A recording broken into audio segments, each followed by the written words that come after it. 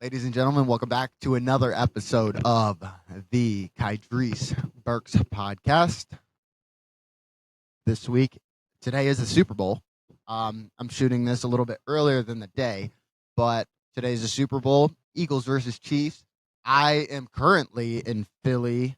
Um, we're actually leaving today. Today is Friday when I'm shooting this. We're leaving today. We're going to go down to Philly and spend the weekend in the city of brotherly love. I can't wait.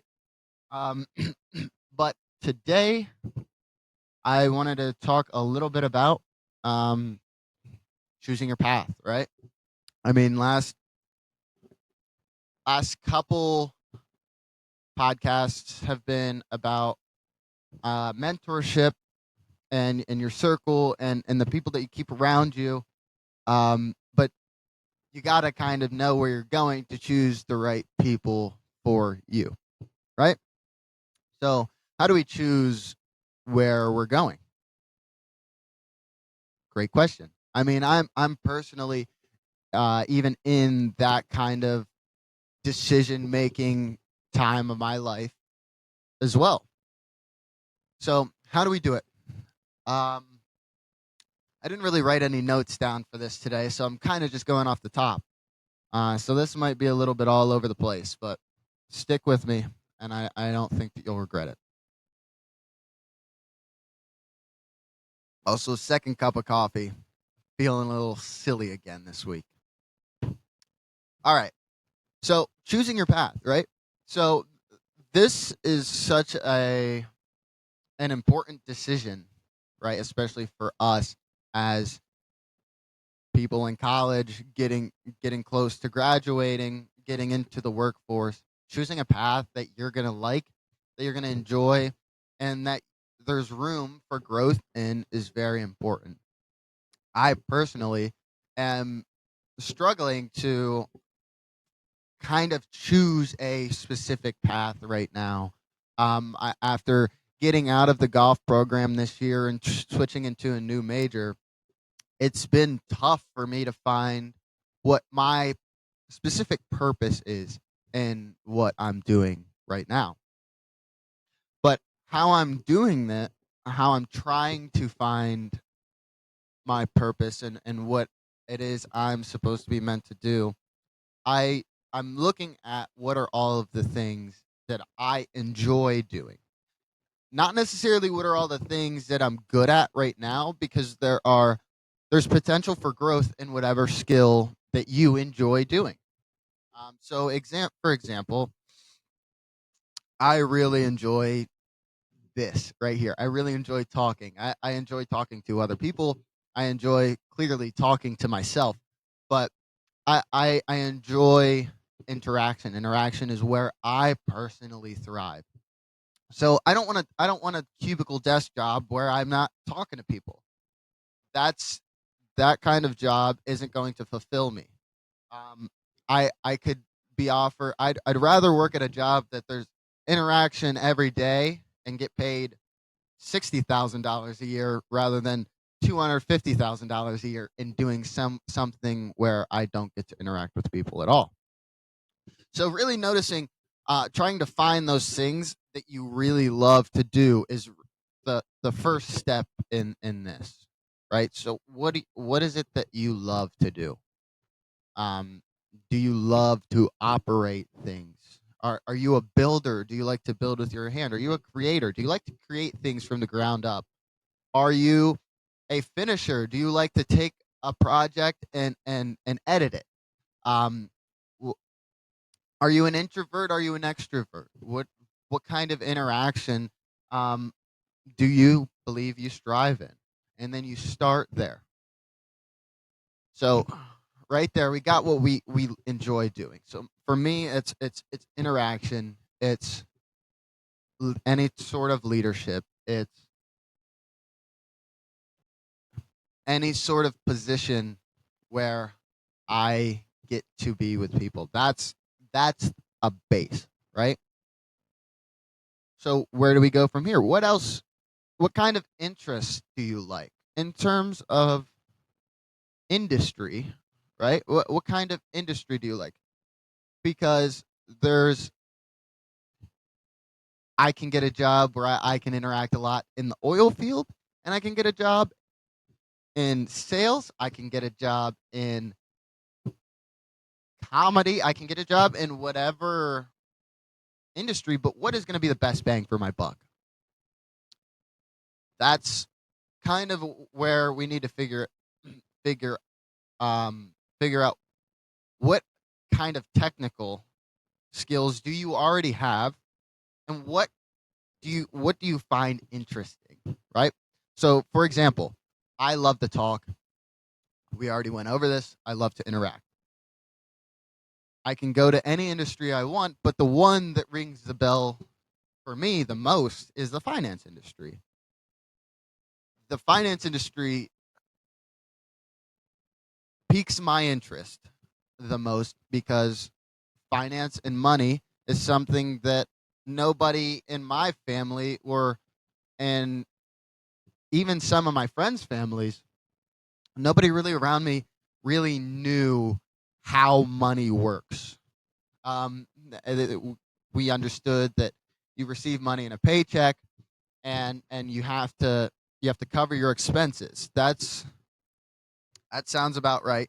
But I was never taught um, about saving, investments, what it looks like to retire early, um, all of these things that have to do with money that is such a huge impact to a lot of people's lives that kind of gets swept under the rug with a lot of lower class families, lower and low middle class, even some upper middle class families don't understand how money works and how to make money work for them.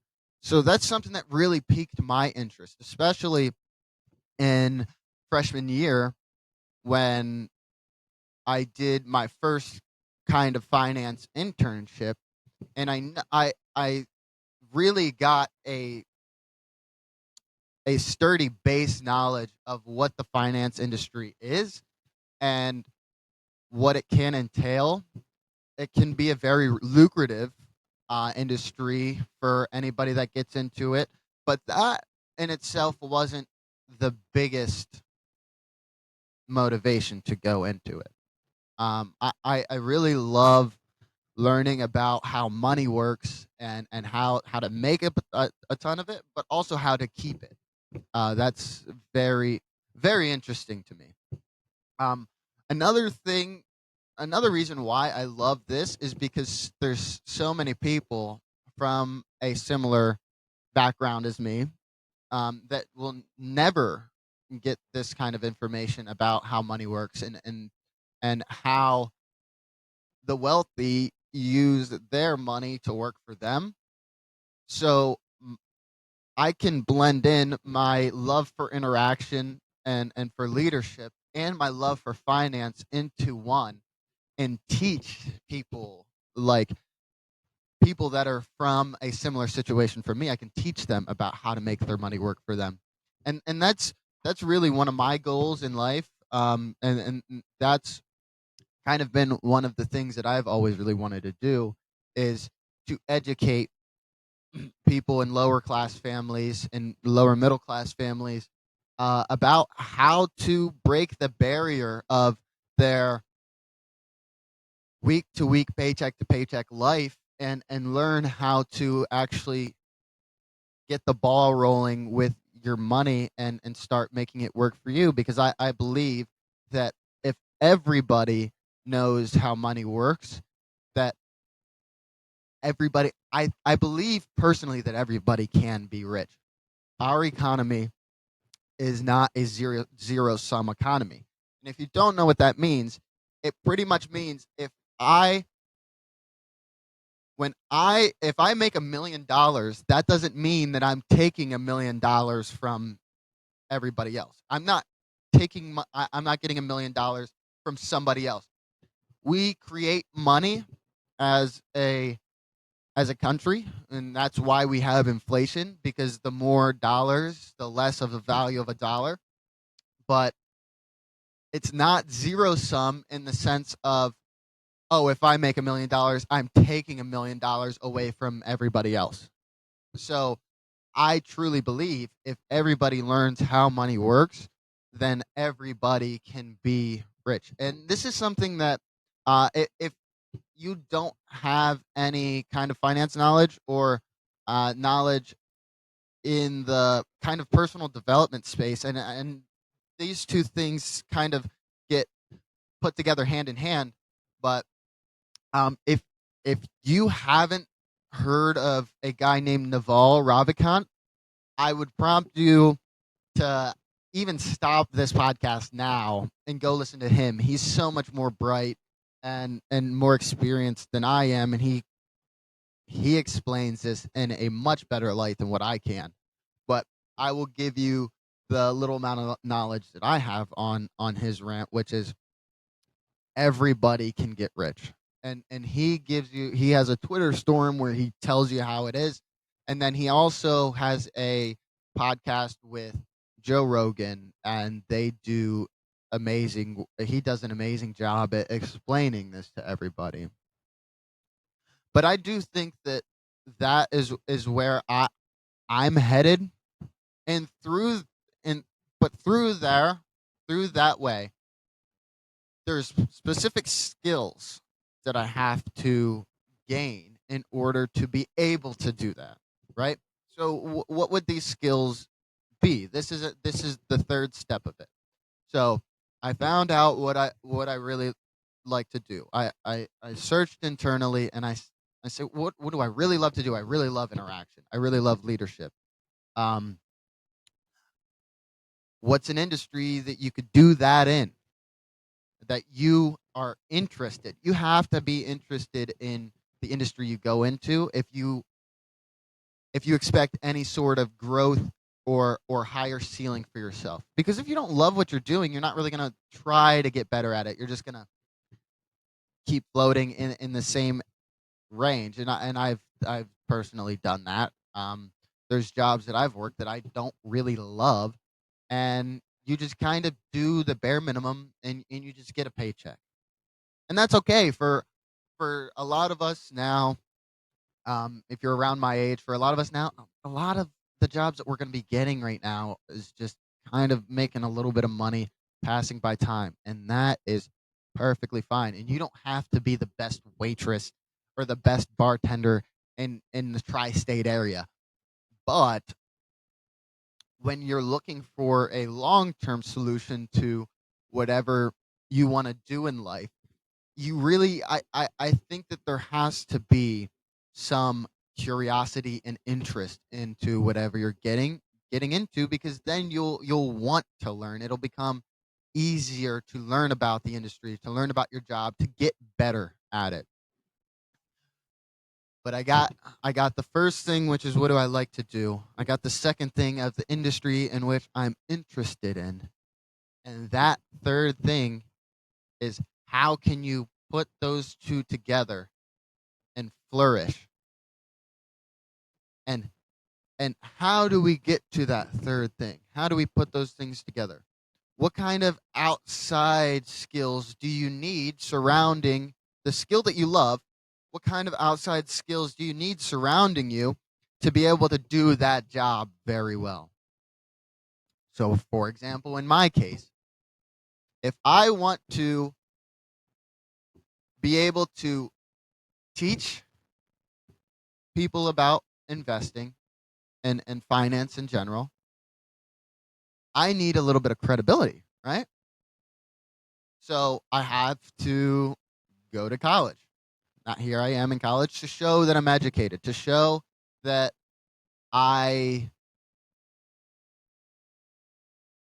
have a degree, and that I took time to educate myself on this subject.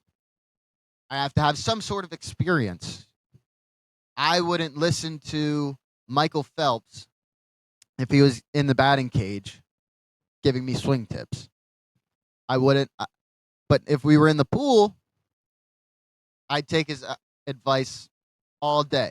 So having relevant advice is critical to wherever you're going. But so for me, I'm gonna need to learn how to public speak. I'm I'm going to have some experience in that.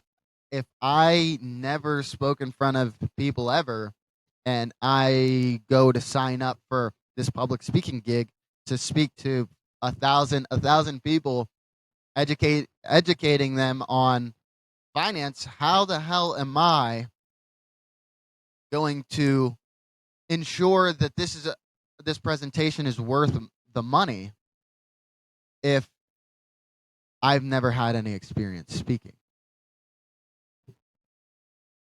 You're probably not going to do great. So you gotta get these skills, these overarching skills. I would have to have the ability to sell, the ability to tell people why this is important, right? The ability to persuade people to take this seriously. I have to learn how to do that. So there's plenty of other skills surrounding that that core skill that you love to do. You have to build a wall and build a coat of armor, literally, of skills surrounding that will make that job that you love doing 10 times easier, and make your ability to do that job 10 times better.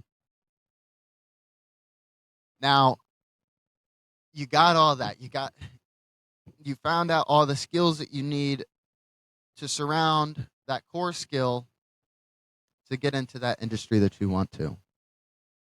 What do you do from there? Well, you just start small, and you just start to try to build upon these things, right? I have another year left of school. A lot of the viewer of this podcast are around my age, plus or minus a couple years. And a lot of people think that in order to succeed, you gotta know everything now. And with the rising of social media and the intense increases of reels, TikToks, YouTube shorts, you name it, that we see, and we see all of these people that are in uh 17 years old in a Porsche talking about how they made millions of dollars on online, and they're doing these great big things, and now us as 20-year-olds in college, we're like, what the hell are we doing? This guy's living his life, absolutely, and I'm sitting here, I don't know I don't know shit, and I am like, what am I doing? You start to compare yourself to some of these people, and you get discouraged, and we all fall a victim to it. I fall a victim to it. You get discouraged from what you're doing. You're like, is what I'm doing even worth doing? Because if there's all these, like, this kid's making double the salary that I'm supposed to make after my 4 years, and he never even went to college. He didn't even finish high school. How what is going on? I'm so far behind. You start to think that I'm so far behind. And I'm just here to tell you that you're not. Everybody has their own path. And that's why I'm talking about this today. Choosing your path. Choosing your own path. You are a unique person, and you have your own unique path. In which I actually want to bring up a scripture that tells us this.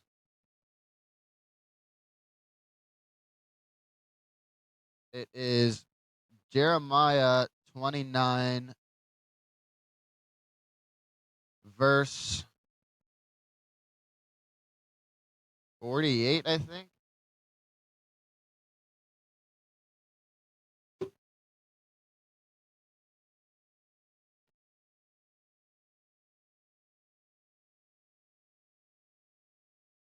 Nope, it's not that. I think it's Jeremiah.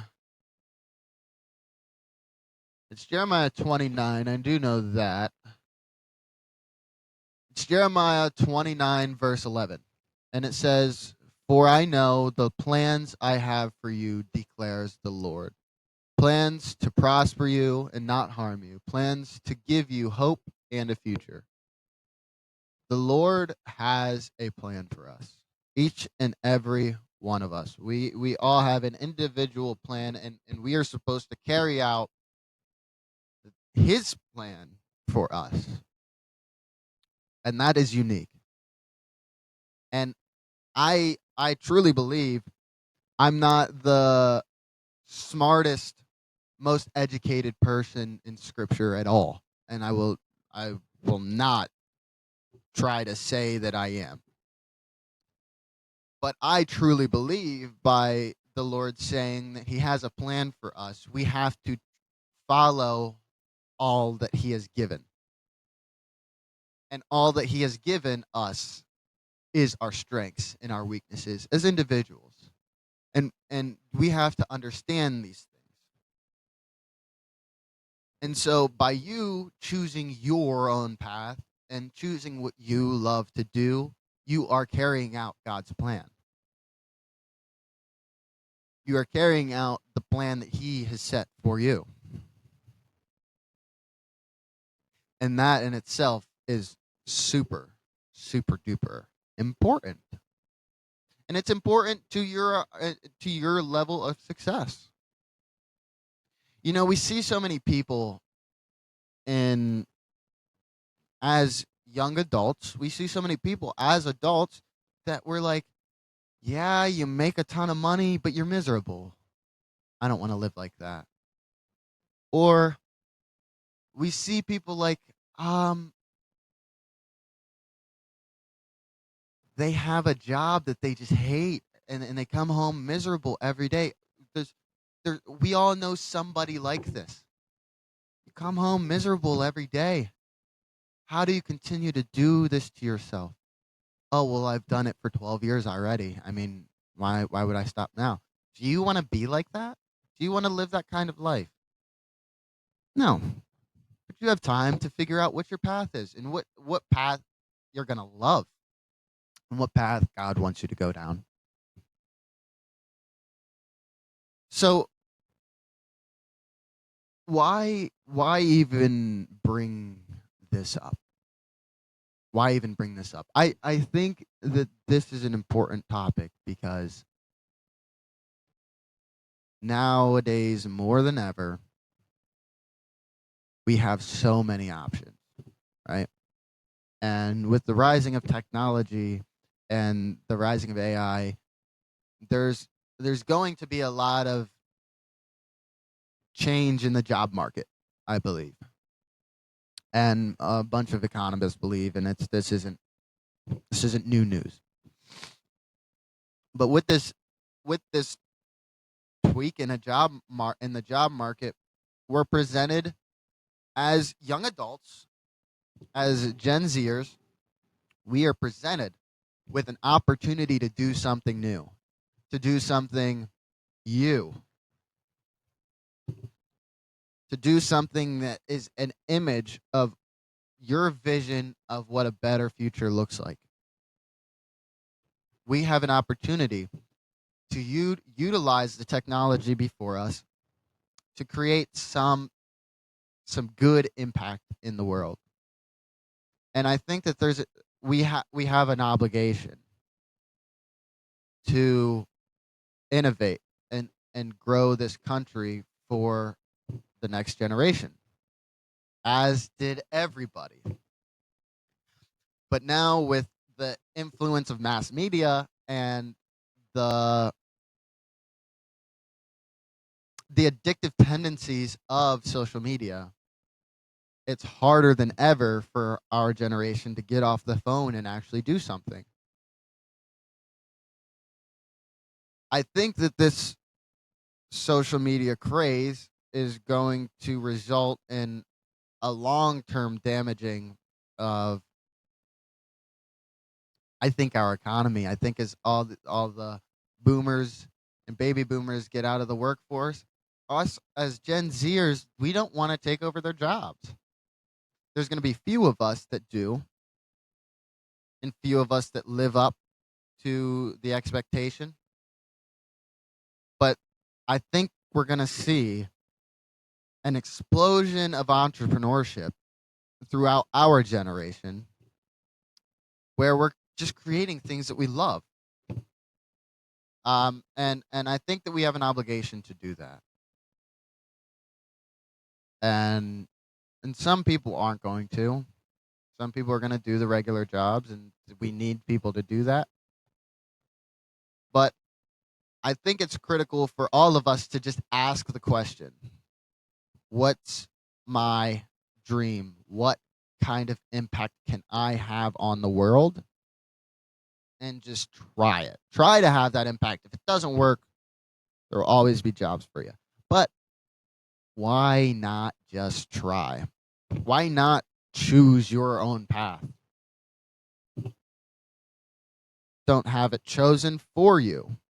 Why not choose your own path and actually follow the path that God put you down? So, this is an interesting topic that I enjoy as I think about. I'm in the midst of thinking about. I don't have it all figured out personally at all.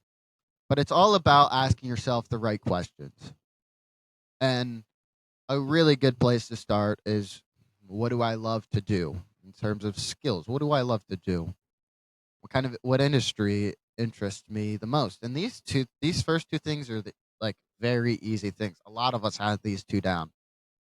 The third one, what kind of overarching skills do I need? And let's start trying to build these crumb by crumb, ingredient by ingredient, 1% better.